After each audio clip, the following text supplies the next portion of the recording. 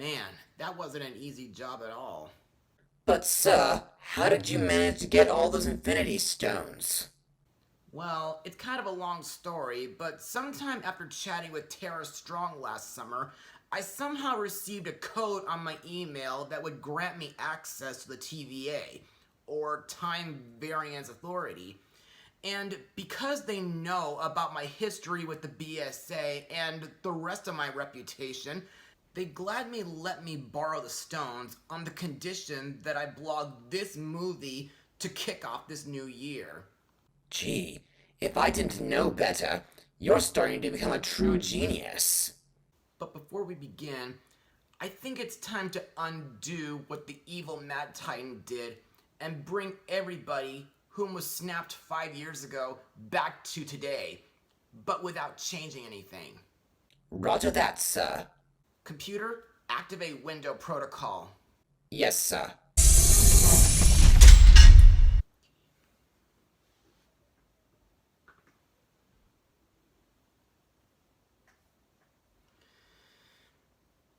Everybody comes home.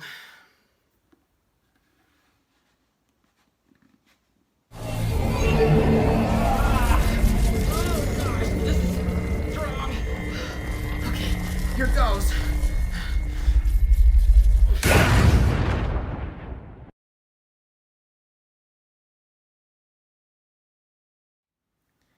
Hey everybody, I'm Joshua Orro, the Mustang Prince, and welcome to Season 11 of Mustang Prince Orro Reports. Man, that blip that I just pulled off really took out a lot of my energy. Anyway, as everybody knows, the past 5 years have been really depressing ever since half of all life in the universe, including many of our favorite Marvel superheroes, have been wiped out from existence. No thanks to the evil Mad Titan Thanos. However, with this being the Endgame year, why don't we open Season 11 by looking at the absolute biggest MCU movie where the Avengers brought everybody back and took down Thanos once and for all. Released on April 26, 2019, the movie is Avengers Endgame. And now, on for the plot of the movie. After half of all life being snapped away by Thanos, the Avengers are left scattered and divided. Now, with Ant-Man's return from the quantum realm and a way to reverse the damage being discovered, the Avengers and their allies must assemble once more and learn to put aside their differences in order to work together and set things right. Along the way, the Avengers realize that sacrifices must be made as they prepare for the ultimate final showdown with Thanos, which will result in the heroes fighting the biggest battle they have ever faced. So, what do I think?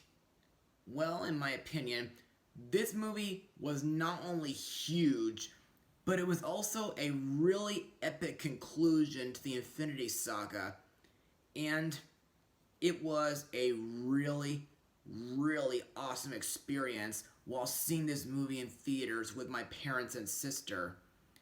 And to further explain why I love this movie, let's move on to Mustang Notes. The directors for the movie were once again Anthony and Joe Russo, and it was written by Christopher Marcus and Stephen McFeely. The film was announced in October 2014 as Avengers Infinity War Part 2, but Marvel later removed this title.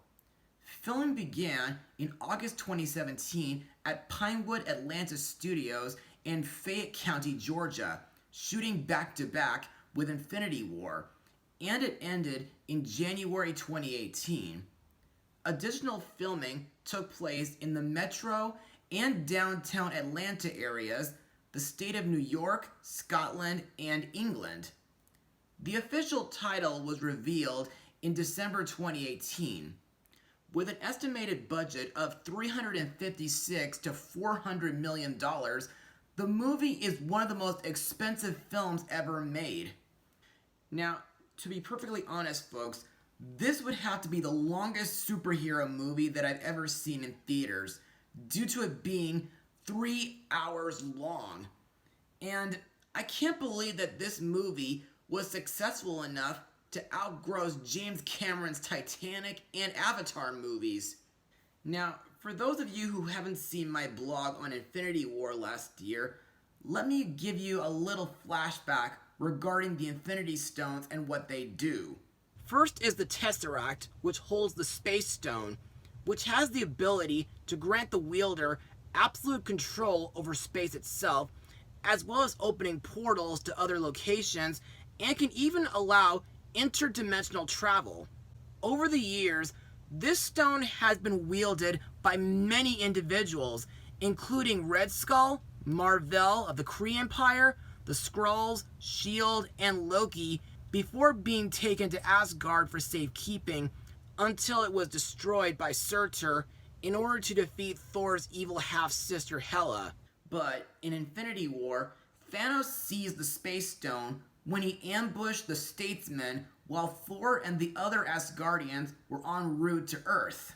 Next is the Scepter, which housed the Mind Stone, which grants the user powerful mental abilities, like the power to subjugate the minds of others, bending them to the will of the user, as well as project the user's consciousness to a higher plane of existence and greatly increase intelligence. The stone was previously owned by Thanos, who lent it to Loki in 2012 to lead the Chitauri invasion, but after the New York battle, the scepter was confiscated by Hydra, whose scientists used it to give extraordinary powers to the Maximoff twins. After the fall of Hydra, the scepter was recovered by Tony Stark, who used the stone for the Ultron project, which went horribly wrong, and later Ultron released the stone from the scepter and placed it on the being that would become Vision. But during the battle in Wakanda, Thanos crushed Vision's vibranium skull and ripped the Mind Stone from his head, killing him in the process. The next stone is the Ether, which is a liquid form of the Reality Stone, which gives the user the ability to warp reality at will, granting that person immense strength, durability, powers, and subjective influence over the universe. During the events of Thor the Dark World, years after King Bor hid it away, Malekith, the leader of the Dark Elves, planned to use the Ether's reality-bending abilities to cover all 9 realms in darkness. However, he was stopped by the combined efforts of Jane Foster and Thor, and afterwards, the stone was given to Taneleer Tavan, the Collector, from the planet Nowhere, until Thanos arrived and solidified the stone, as well as engulfing the planet Nowhere in flames, killing the Collector and kidnapping Gamora. Next on our list is the Orb, which contains the Power Stone, which has tremendous energy manipulation capabilities. As I said in my Guardians of the Galaxy blog, the stone was, years ago, used by the celestial Eson the Searcher, until it was hidden for a millennia on the planet Morag. But in 2014, before Ronan the Accuser could acquire the orb, it was stolen by Peter Quill, aka Star-Lord, prompting a galaxy-wide hunt that resulted in the orb being given to the Nova Corps from the planet Xandar for safekeeping. But a week prior to the events of Infinity War, Thanos infiltrated the Nova Corps headquarters, destroyed the orb, and killed half of the Xandarians. Next up is the Eye of Akamoto, which holds the Time Stone, which has the ability to physically control and redirect the flow of time. Over the years, this stone was placed under the protection of the Masters of the Mystic Arts of Kamartaj in Nepal, in case mystical forces would ever invade or destroy Earth. In 2017, Doctor Strange took possession of the stone and used it to defeat Caecilius and Dormammu. But later, after the defeat of Ebony Maw, Thanos arrived on Titan and fought Doctor Strange along with Iron Man, Spider-Man, Drax, Star-Lord, Mantis, and soon Nebula. And after they failed to get the Infinity Gauntlet off, Strange offered the Time Stone to Thanos in exchange for Stark's life. Last but not least, we come to the Soul Stone, which has the ability to manipulate the soul, resurrect, and conjure the spiritual representation of the people who are dead, and give sentient to inanimate objects. Now, as I said a year ago, the Soul Stone was kept in a shrine on the planet Vormir under the protection of Red Skull ever since 1945, and upon arriving on Vormir, Thanos learned that obtaining the stone required a sacrifice of a loved one, ensuring that whoever held it would understand the stone's true powers. So what does Thanos do? Well, he throws Gamora from the cliff in order to obtain the Soul Stone. Now, aside from all that, one of my favorite scenes in this movie is the time heist, where the Avengers discuss a plan in order to retrieve the stones from the past. And I like the scene in 2012 New York, which brings back memories from the Avengers and a little bit of Doctor Strange. And nowadays, I'm very happy that that year was the time when DCA had a grand reopening, and it wasn't the end of life on Earth as the Mayans thought it was. And it also makes me want to pan the 2009 Roland Emmerich movie even further than I did when I put it at number 2 on my top 13 films that I hate video 5 years ago. The scene in 2013 Asgard, which brings back memories from Thor's second solo movie, The Dark World, and it was the year when I performed in Aladdin, Peter Pan, and Oklahoma, the year when I met Susan Egan in person, the year when Mustang Prince Orro reports began, and when I discovered that I had a giant cell tumor in my left femur. And the scenes in 2014 Outer Space, which not only brought back memories from the Guardians of the Galaxy and Infinity War, but because I had a very personal history with that year, 2014 was both a good and bad year for me. Why?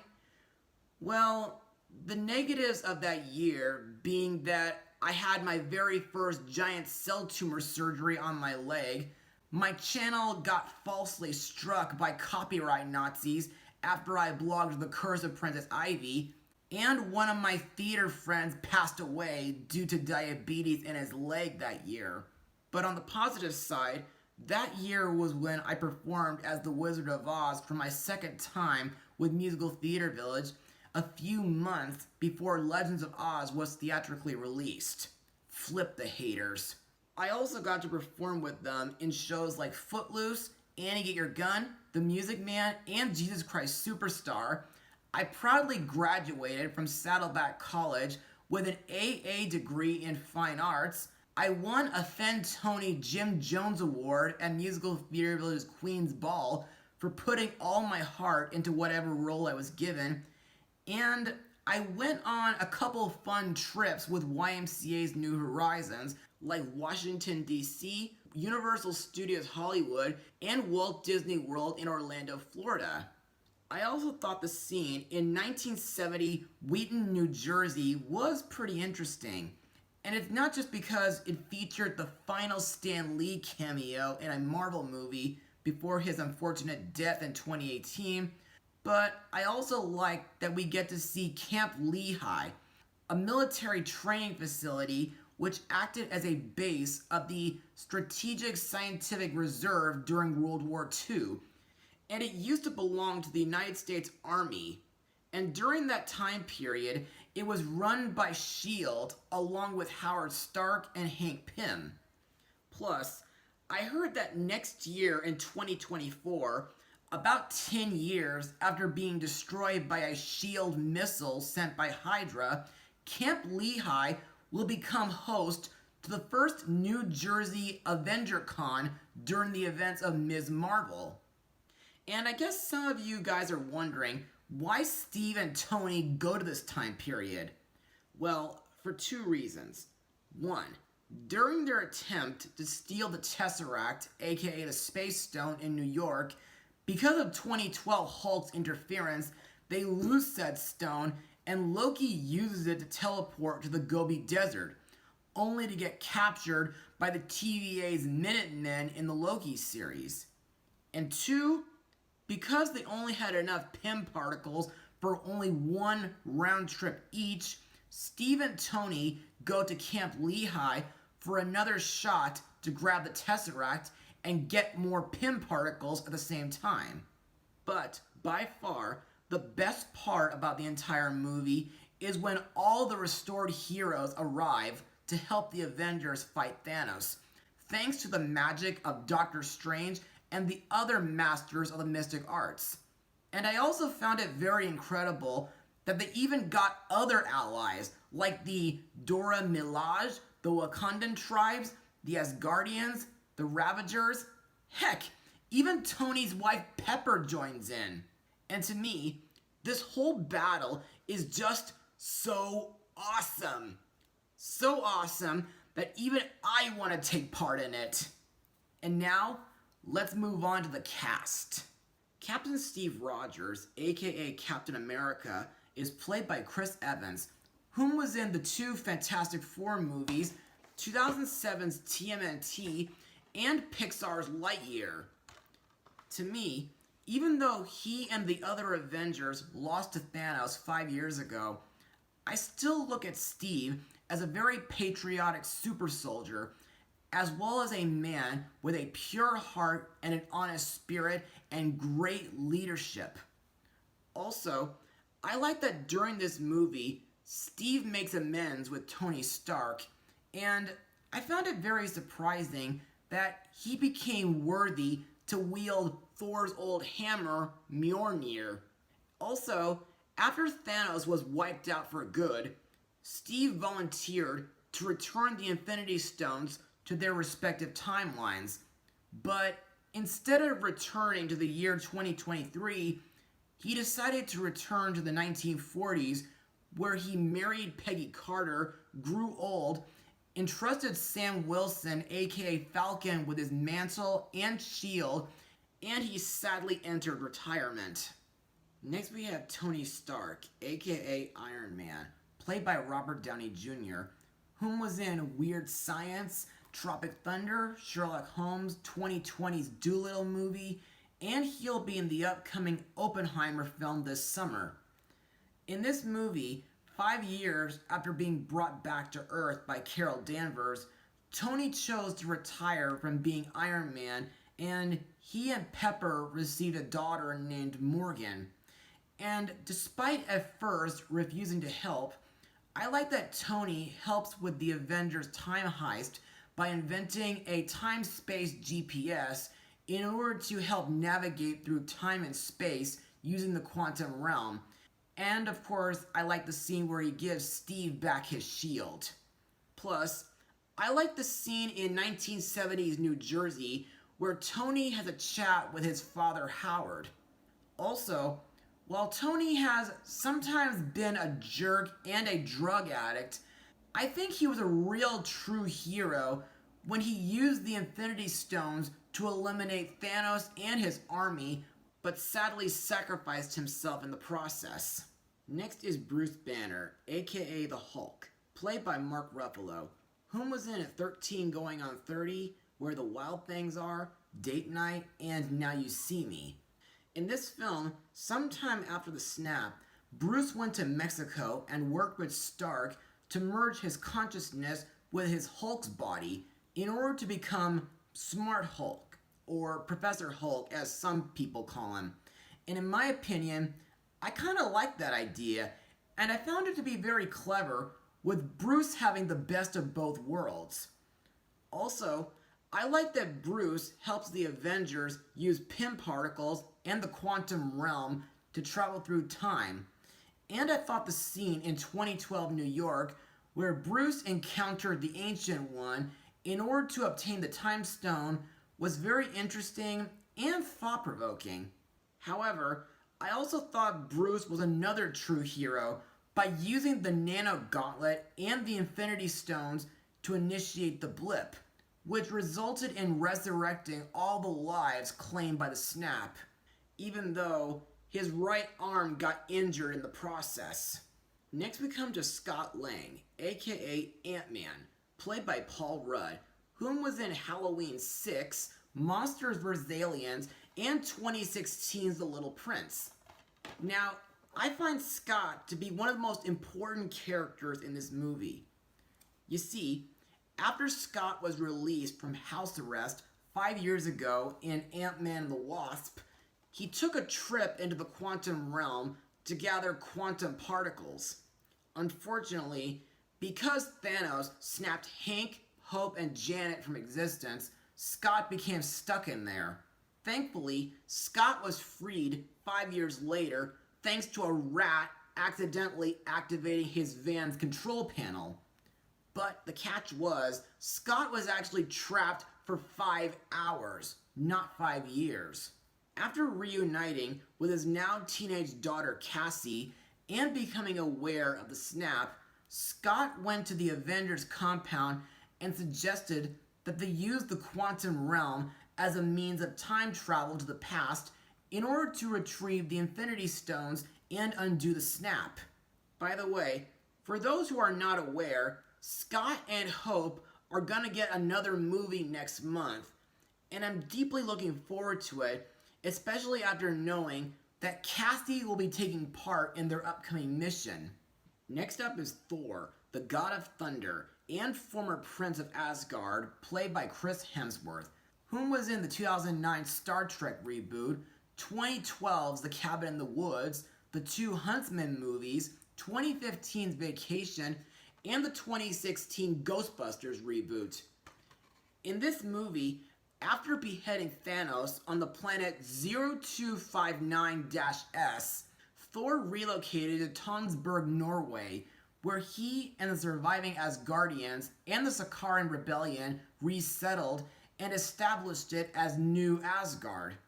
5 years later, Thor has become a depressed, overweight drunkard, and in my opinion, that must have been really rough for him after going through such a huge failure.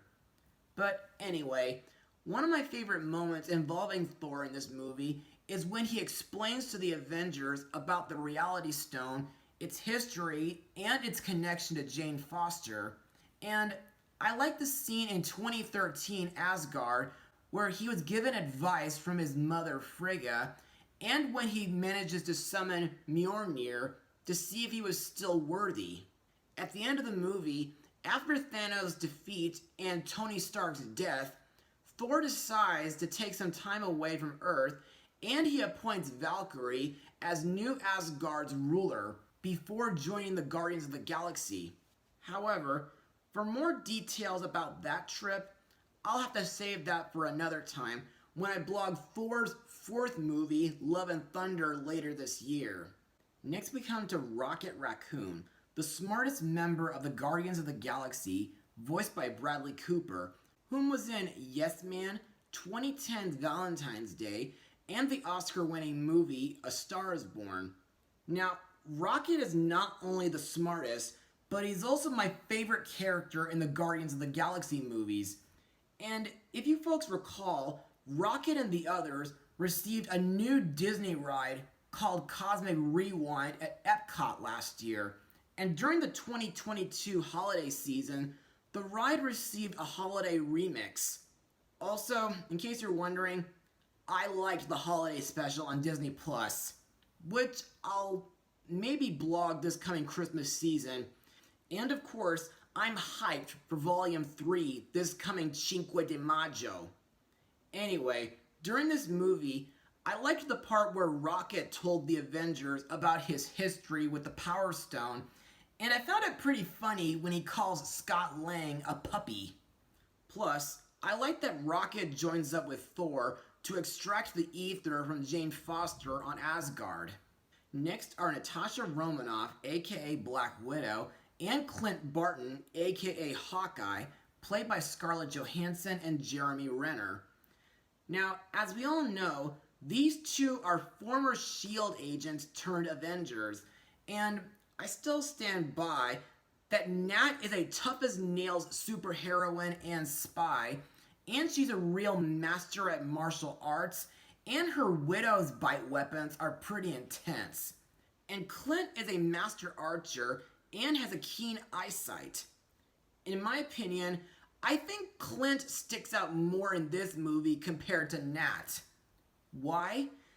Well, over the past 5 years, Clint has been going on a grief-fueled rampage against criminals due to his wife and kids getting snapped by Thanos, which makes me feel very sad for him.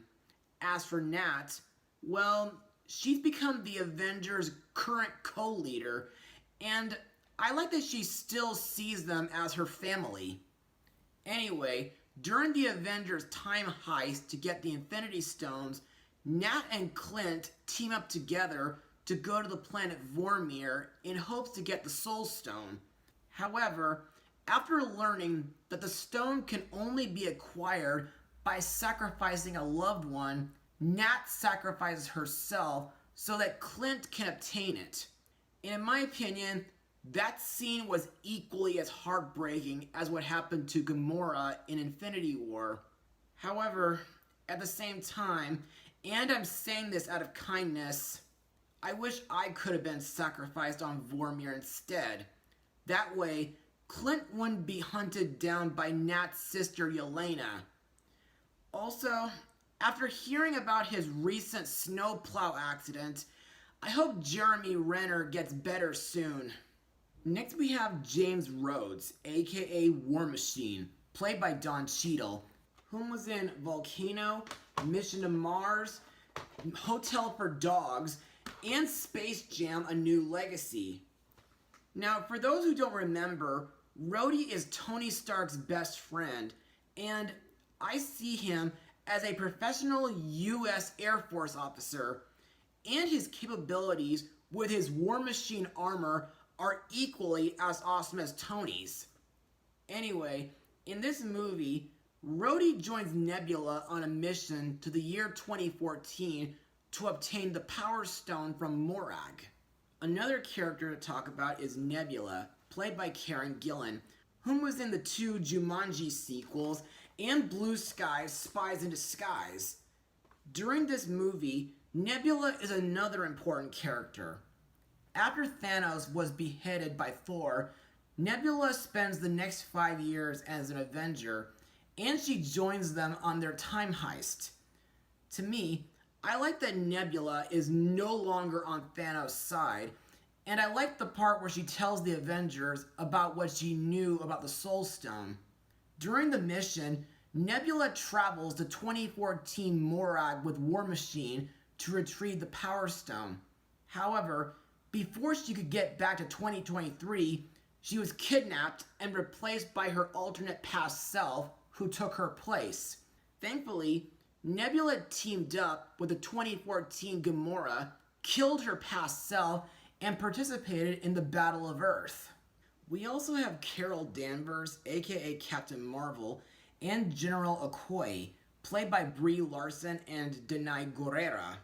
For those who may not be familiar with them, Carol was a former United States Air Force pilot who obtained cosmic powers upon being exposed to the energy of the Tesseract via the destruction of the Lightspeed engine, and Okoye is the former general of the Dora Milaje and the head of the Wakandan Armed Forces and Intel. In my opinion, while they don't really come along during the time heist, I still think they're great allies for the Avengers. Even though, between the two, I consider Carol a lot more memorable. Not just because her first solo movie took place during a time when I was still very little, but I think her powers are just very awesome. So awesome that she's actually a lot stronger than Thanos. And I'm also feeling very excited for the upcoming movie where S.H.I.E.L.D. join forces with Monica and Kamala.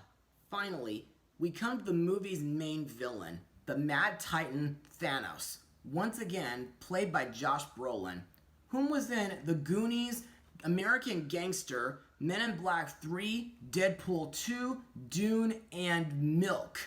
As everybody remembers, 5 years ago, during the events of Infinity War, after Loki and Ronan's failures, Thanos took matters into his own hands to hunt down all the Infinity Stones so that he can wipe out half of the universe in order to bring stability to it. And as I said last year, Thanos is very cruel, arrogant, destructive, and deranged, and he'll stop at nothing to accomplish his goal. And I think he's got to be one of the most major villains of 2019, next to Palpatine, Pennywise, Master Xehanort, and the Equestria Legion of Doom.